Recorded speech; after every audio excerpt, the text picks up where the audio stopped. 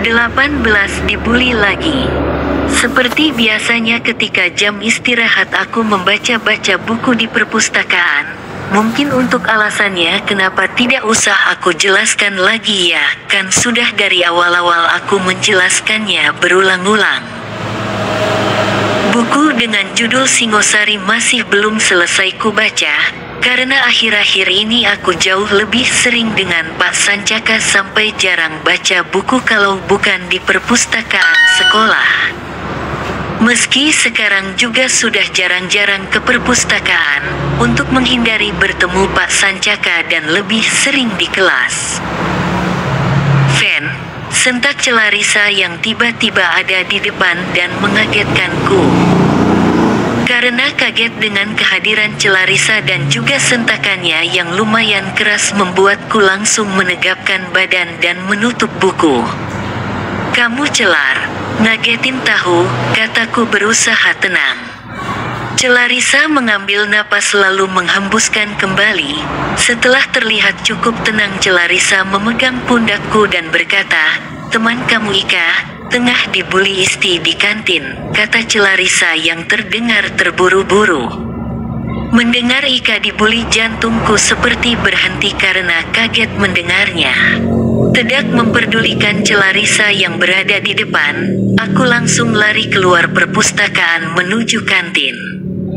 Aku merasa khawatir dengan Ika yang hampir setiap saat dibully Isti semenjak hari itu. Tidak memperdulikan sapaan siswa-siswa yang mengenalku, aku terus lari dan menerobos beberapa anak yang menghalangi jalanku. Napas tersengal-sengal dan juga detak jantung yang berdebar kencang, ditambah lagi rasa khawatir yang semakin membuatku tidak tenang. Rasanya ingin cepat-cepat sampai ke kantin. Sesampainya di kantin kulihat banyak anak-anak yang berkerumun, seperti sedang melihat tontonan. Berusaha menerobos kerumunan tersebut dan ku dekati sumber suara yang sedang berteriak-teriak.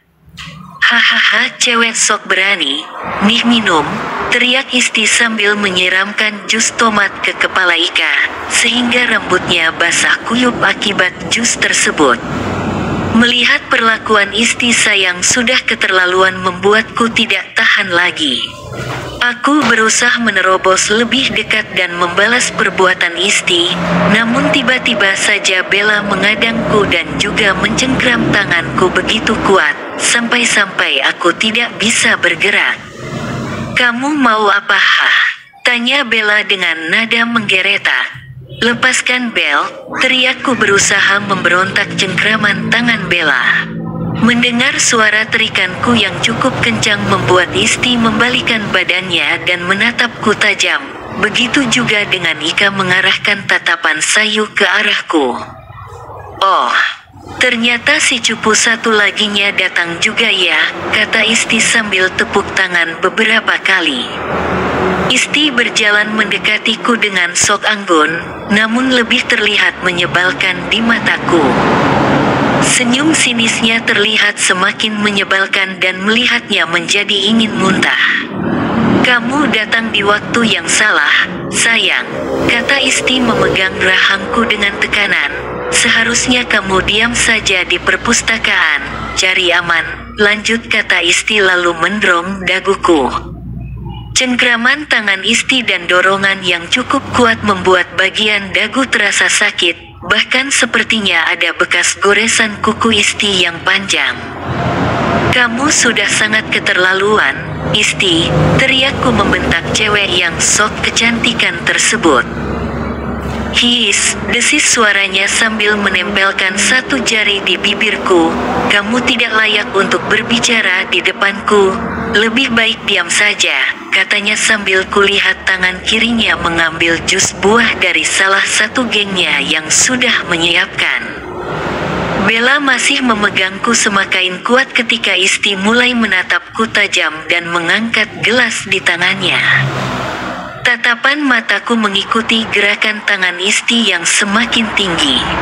Plak! Seseorang meraih tangan Isti penuh tenaga untuk menahan pergerakan gelas agar tidak tumpah mengenaiku.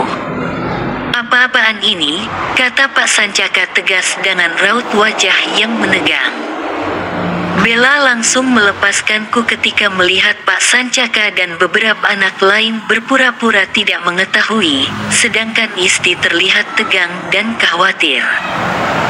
Melepaskan tangan Isti dengan ekspresi yang tidak mengenakan, Pak Sancaka langsung berkata keras dan terdengar tegas, "Bapak tunggu kamu di ruang BK," kata Pak Sancaka menatap Isti tajam, lalu berjalan mendekatiku. Kulihat wajah Isti kesal dan langsung pergi begitu saja sambil memegang pergelangan tangannya. Bella dan yang dua lagi ikut mengekor di belakang Isti sambil menuding Ika yang masih menunduk. Beberapa anak yang berkerumun juga sudah bubar, hanya tersisa aku, Pak Sancaka dan Ika.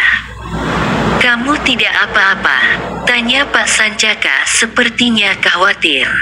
Belum aku menjawab pertanyaan Pak Sancaka, secara tiba-tiba Ika berlari meninggalkan kami berdua. Melihat Ika lari dengan kondisi yang kurang baik membuatku khawatir dan ikut menyusulnya, tidak memperdulikan Pak Sancaka, bahkan sempat menabrak Pak Sancaka yang menghalangiku, sedangkan guru tersebut hanya berdiam diri saja dengan tatapan lurus tidak menghiraukanku. Asteris. Di kamar mandi tepat berhadapan dengan cermin, Ika membersihkan rambutnya dan juga baju yang terkena jus tomat ulah Isti di kantin tadi. Aku hanya bisa memandanginya yang sedari tadi menangis. Sepertinya ia begitu merasa sakit hati dengan perilaku Isti yang sudah kelewat batas. "Sini, biar aku yang bersihkan bagian belakangnya," tawarku pada Ika, sebagai wujud simpati. "Enggak usah, aku bisa sendiri kok," jawab Ika masih terdengar kalem.